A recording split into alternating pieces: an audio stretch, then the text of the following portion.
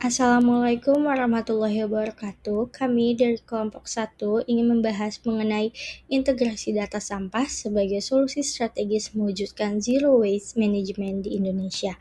Nah, sebelum masuk ke pembahasan, izinkan kami untuk memperkenalkan diri terlebih dahulu dengan saya sendiri Dea Azani dan rekan-rekan saya Aska Zafira, Luna Aura, Santika Amelia, dan Shirin Naila. Baik, selanjutnya di sini saya akan menjelaskan pendahuluan. Jadi yang pertama, Indonesia menghadapi permasalahan sampah yang semakin serius akibat meningkatnya aktivitas manusia dari berbagai sektor. Artinya, semakin banyak aktivitas seperti rumah tangga, industri, ataupun perdagangan, itu bisa menyebabkan semakin banyak juga jumlah sampah yang dihasilkan. Tapi sistemnya sendiri pengelolaannya itu belum bisa ngimbangin gitu. Yang kedua, sampahnya jadi tidak terkelola dan menimbulkan dampak lingkungan, kesehatan, dan kerugian ekonomi yang signifikan. Ketiga, pemerintah memang udah mengeluarkan kebijakan pengelolaan sampah dengan target pengurangan dan penanganan hingga tahun 2025. Jadi sebenarnya negara tuh udah punya aturan dan target, tapi implementasinya tuh masih menjadi tantangan tersendiri. Selanjutnya, bank sampah dikembangkan sebagai salah satu instrumen pengelolaan, tapi kontribusinya itu masih rendah dan belum optimal. Jadi diperlukan inovasi untuk meningkatkan efektivitas pengelolaan sampah di Indonesia. Nah, inovasinya sendiri itu bisa lewat integrasi data sampah berbasis teknologi yang jadi solusi buat mendukung zero waste management. Selanjutnya akan dijelaskan oleh teman saya. Terima kasih. Nah, selanjutnya di sini saya ingin menyampaikan pembahasan mengenai sampah sebagai masalah ekonomi dan lingkungan. Jadi, sampah pada dasarnya merupakan hasil yang tidak terhindarkan dari setiap aktivitas ekonomi, baik itu produksi maupun konsumsi. Setiap individu, rumah tangga, hingga perusahaan pasti menghasilkan sampah sebagai konsekuensi dari kegiatannya. Permasalahan muncul ketika sampah tersebut tidak dikelola dengan baik, karena dampaknya tidak hanya dirasakan oleh pelaku, tetapi juga oleh masyarakat luas dalam bentuk kerusakan lingkungan dan biaya sosial yang tinggi. Kondisi ini disebut sebagai kegagalan pasar, di mana individu atau perusahaan tidak memperhitungkan dampak negatif dari sampah yang mereka hasilkan. Oleh karena itu, diperlukan peran pemerintah melalui regulasi dan pemberian insentif agar pengelolaan sampah dapat berjalan lebih optimal. Nah, secara ideal, pengelolaan sampah dikatakan efisien ketika biaya yang dikeluarkan seimbang dengan manfaat yang diperoleh dari pengurangan sampah tersebut. Untuk mengatasi permasalahan ini, dibutuhkan inovasi yang lebih sistematis, salah satunya melalui integrasi data sampah agar pengelolaan dapat dilakukan secara lebih efektif dan terkontrol.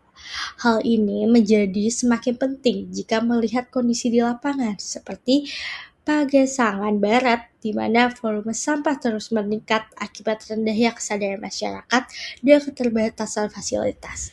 Nah, oleh karena itu, tanpa adanya sistem pengelolaan yang inovatif dan berbasis data, pertumbuhan sampah akan terus melampaui kemampuan pengelolaannya. Pada pembahasan kedua, integrasi data sampah, konsep cara kerja dan keunggulannya. Pada bagian ini, kita membahas tentang integrasi data sampah, yaitu sebuah pendekatan berbasis digital untuk mengelola sampah secara lebih modern dan terstruktur. Konsep utamanya adalah menghubungkan aktivitas masyarakat seperti memilah dan menyetorkan sampah ke bank sampah dengan sebuah sistem digital. Setiap setoran sampah akan dicatat, lalu datanya langsung terhubung secara real-time ke sistem pusat. Dengan begitu, semua informasi terkumpul menjadi data besar atau big data yang bisa dimanfaatkan oleh berbagai pihak, seperti pemerintah, peneliti, hingga pelaku usaha. Cara kerja cukup sederhana. Masyarakat memilah sampah dari rumah, kemudian menyetorkannya ke bank sampah. Setelah itu, petugas mencatat jenis dan jumlah sampah ke dalam sistem digital. Data ini otomatis tersimpan dan bisa dipantau kapan saja. Keunggulan dari sistem ini ada beberapa hal penting. Pertama, dapat meningkatkan partisipasi masyarakat karena biasanya disertai intensif atau imbalan. Kedua, pengelolaan sampah menjadi lebih efisien dan terstruktur karena semua data tercatat dengan rapi. Ketiga, data yang terkumpul bisa digunakan untuk mendukung pengambilan kebijakan berbasis data sehingga keputusan yang dibuat lebih tepat sasaran. Selain itu, penggunaan teknologi ini juga terbukti membantu mengurangi sampah secara keseluruhan, karena pengelolaan menjadi lebih terarah dan masyarakat lebih sadar akan pentingnya memilah sampah. Mengenai peran regulasi dalam menopang sistem integrasi data sampah. Nah, sistem integrasi data sampah ini memerlukan regulasi sebagai dasar hukum sekaligus mendorong implementasi. Bisa kita lihat di tingkat daerah, Kota Bandung melalui peraturan daerahnya nomor 9 tahun 2018 yang mewajibkan pemilahan sampah yang secara langsung mendukung penerapan sistem integrasi data. Sementara itu, di tingkat nasional, Peraturan Presiden Nomor 97 Tahun 2017 menargetkan pengurangan sampah sebesar 30% dan penanganan 70% sebelum tahun 2025. Untuk mencapai target tersebut, dibutuhkan pendekatan berbasis teknologi seperti sistem integrasi data sampah yang memungkinkan pemantauan secara real-time serta evaluasi kinerja di berbagai wilayah. Tanpa adanya sistem yang terintegrasi, data pengelolaan sampah ini menjadi nggak komprehensif dan cenderung menghasilkan kebijakan yang bersifat reaktif, bukan proaktif. Juga regulasi ini tuh berperan dalam mendorong terciptanya ekosistem yang mendukung, termasuk pertumbuhan industri daur ulang dan keterlibatan sektor swasta, sehingga pengelolaan sampah dapat berjalan lebih efektif dan berkelanjutan. Sekian dari saya. Selanjutnya, Baik, berikutnya, meskipun sistem integrasi data sampah ini sudah menawarkan beberapa potensi yang sangat besar, tapi tetap saja tidak terlepas dari tantangan implementasi yang harus kita antisipasi. Contohnya, yang pertama, adanya kesenjangan literasi digital masyarakat. Maksudnya di sini adalah beberapa kelompok rentan ataupun ada beberapa daerah yang memiliki akses internet yang kurang, maka itu akan mengurangkan optimalisasi dari pemanfaatan teknologi. Kemudian yang kedua, adanya hambatan budaya, berarti beberapa masyarakat itu di beberapa suatu daerah itu memiliki kebiasaan buang sampah yang sudah turun-menurun sehingga sulit untuk menghilangkan kebiasaan tersebut.